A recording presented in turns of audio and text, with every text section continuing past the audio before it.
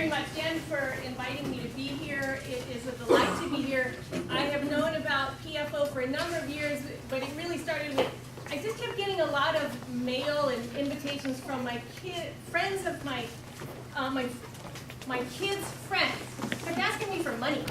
I don't know what this is, but here's some money, and I'll find out what that is. And finally tuned in about a year and a half ago to what PFO really is. And it's great. It's amazing how it has taken off in this town. And it says to me that our kids are hungry for the opportunities, the values, what's happening in PFO. So I'm glad to know it's out here and honored to be with you today.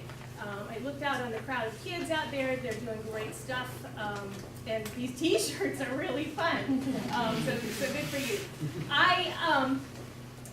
When we were trying to talk about what to put together for this, there's all kinds of things to do for parents of adolescents. And I talked to the kids the other night to get some ideas. I asked them, what do you wish I would say? And it was really fun to hear what they said. Some of the things I tried to diffuse a little bit and stand up for us as parents and throw some things back and some reflections on what it means to be a parent. But I think the thing I came up with is, all right, let's talk about this theme, establishing roots and giving wings, continued. And don't think you missed the first session, because I think of this as what we've been trying to do since they were born, or we brought them home, whatever it was they started into our lives. This is really what we've been trying to do. And this is a particular phase in that process of establishing their roots and giving them wings. And the labor pains that you suffered when they were born, we experience those again at adolescence. Because we are birthing them again. The only difference is this time everybody in their lives experiences the labor pains, not just mom. So if you're feeling some pains with this birthing of this young self, it's normal, and we're going to try to figure out how to reduce some of that pain, how to manage that pain. So it's an honor to come alongside of you as you're giving birth. And I hope you remember not only the pain, but the joy of that, because that's really what this is about, this phase. I have a couple ground rules whenever I do parent things like this. First one is, yes, I have some education, I have some experience, it gives me some expertise. But you are the expert on your child, on yourself, and your family. So, ground rule, you guys listen to what I have to say, wonder, challenge, think about it, and then use what makes sense to you, okay? I think sometimes we take away from parents their own intuitions and confidence with these experts and the books we try to sell you and the things we make you go to, and you feel, I don't know what I'm doing anymore. You do know what you're doing, so listen to your intuitions. So that's ground rule number one. The second one is some of the things I'll say might trigger in you some, oh, I made a mess of my child. I made a mess of your child. It's over. It's a mistake. Please don't do that. You were doing the very best you could do up until this very minute. Now maybe you'll have a little bit more information. Make use of that as you will. Okay? So don't leave feeling heavy. I hope you feel, okay, I have some ideas to go forward. Okay? All right. Do that. We'll be okay. Okay. So let me think about where I'm headed with this. Where are you in this process with your adolescent? Here's what I'm thinking. Let's see if we can try to understand the importance of connection and discipline at this phase in their lives. Let's take a look at what's normal at this stage of development, these high school kind of kids. Hope you'll be able to identify the healthy struggles of parents during this stage. Okay? Not only kids, this is a tricky phase. This is a tricky phase for parents. Okay, so let's figure that out. And hopefully you'll leave with some tips for how to navigate this phase. So that's where I'm headed. Essentially, our goal is to raise up healthy young adults, right? We want to give them the roots that they need to know who they are, whose they are, and that they can then fly. Okay? It sounds so simple. It gets complicated though, because we're each unique. So we have our own set of needs. We've got our own struggles going on. We can't parent perfectly. Okay? So what we want to do is try to figure out what is it that we can contribute to this child, this unique being that's trying to be born. How do we help them along that path? When we're thinking about this stuff, I think what's really important is the more you can get in touch with your own needs, struggles, what's going on with you during this phase, the healthier your relationship will be with your kids. And we'll talk about that some more. It's about conscious parenting. It's realizing why you're reacting the way you are, why you're suggesting what you're suggesting, demanding what you're demanding, expecting what you're expecting. All that kind of stuff is part of that process. In fact, I often think one of the best reasons to be a parent is because you will grow. Just when you think you got your whole self together, along they come, they're poking you on the back going, hey, why do we do this? And, damn, I didn't want to think about it. I guess I'm going to have to, and I'm going to grow.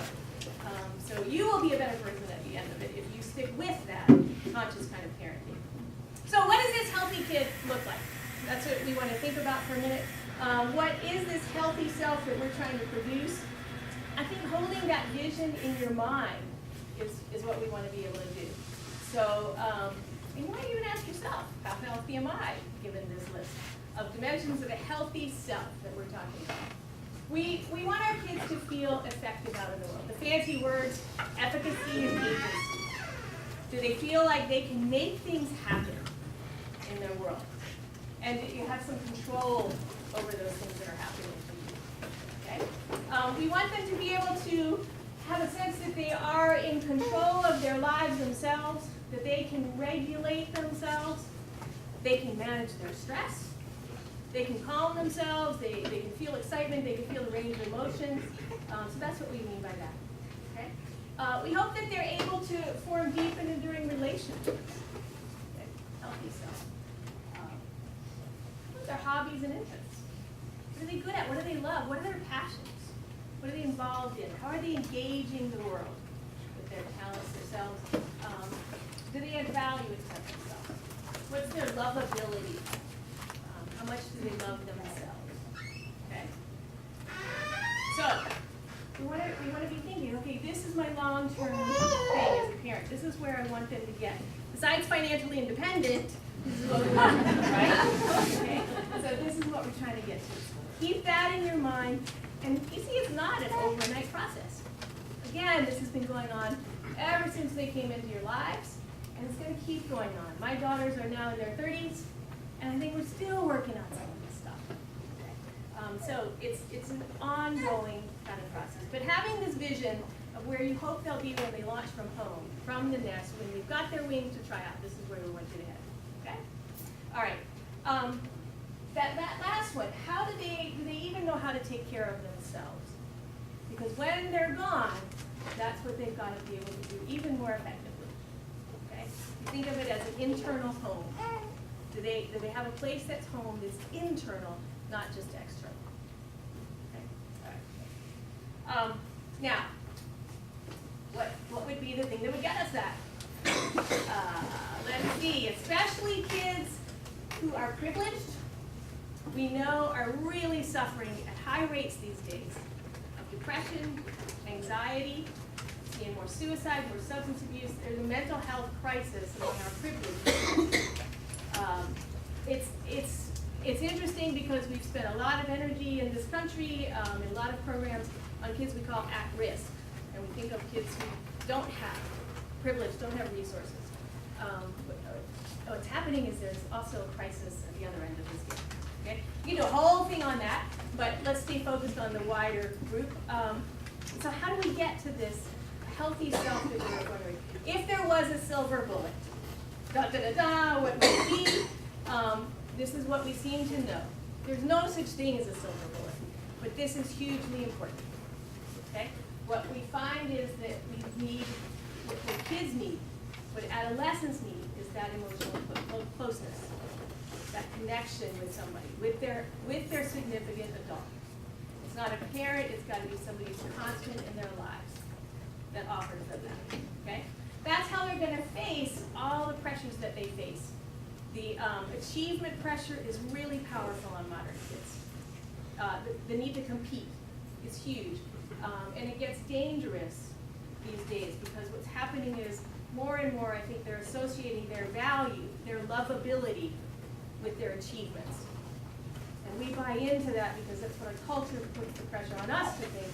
And then we get this vicious cycle going. We have a lot of kids out there struggling with, they're achieving incredible stuff. And I guarantee it, some of the kids that are out on the field right now feel that pressure to achieve. And it's not so much whether they're going to achieve it or not, it's whether they're lovable or not, is why it feels so desperate for them a lot of the time. High stress. If I heard anything from the leadership team I met with the other night, it was, God, we're under a lot of stress. Okay. Who isn't? But that's some of their needs. Okay. So what is it that we mean by this notion of closeness? Think of the word warmth, and it's parental warmth, and how we connect with our kids. The warmth, this is what we mean by it. You can read that. And what's important to recognize is there's good warmth and there's bad warmth. Because we hear a lot today about parents that are called helicopter parents in education circles. Administrators talk about, yeah, there's the helicopter parents are coming in right now. Okay. It's the parents who are hovering. And saying, I'm giving all my time and attention to my kids. The problem is it's the wrong kind. It's not producing this kind of warmth. So good warmth is the kind of acceptance of your child. It's the understanding, real deep understanding of your child. In an investment in that child. That's what we're talking about. Okay? Interestingly, one of the things that we see in the research, particularly with these privileged kids, is very often the father is absent. And one of the things that there's a high correlation between teens' feelings of acceptance from dad. There's a high correlation between his acceptance level and their grades and conduct.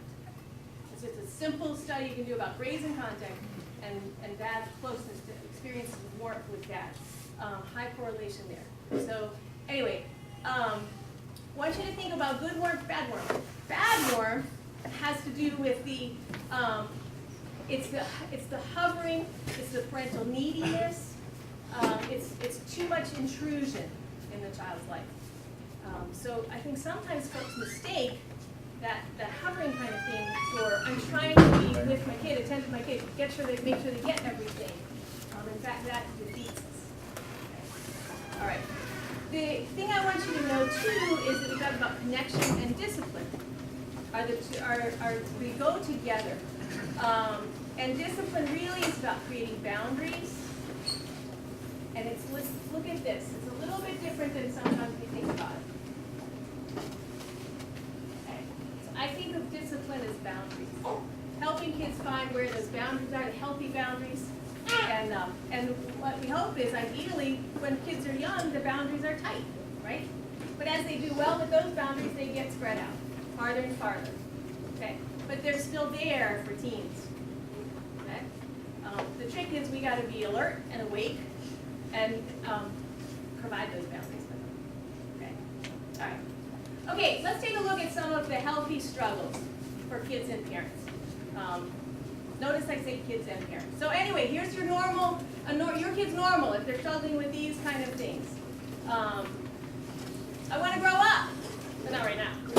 You don't know on which day you're going to get which thing, okay? I got it. Can you do my who will I be this week? Challenge to figure out who they're going to be. How am I going to express who I am? You can see it in their clothing choices, you can see it in their things they listen to, where they spend their time, friends they're drawn to, all kinds of ways they're testing out who they're going to be, trying to figure some of that out. I'll just die if they don't like me. That peer group, where they belong, where they fit in, becomes critically important at this phase. And they feel like they will die. Really, they will die. And so, how many times have you gone round and round on, I have to have this thing. I really have to have this t-shirt. I have to have that pair of shoes. I have to have a haircut. It's like, you don't? Yeah, I do. It has to do with that. I will die.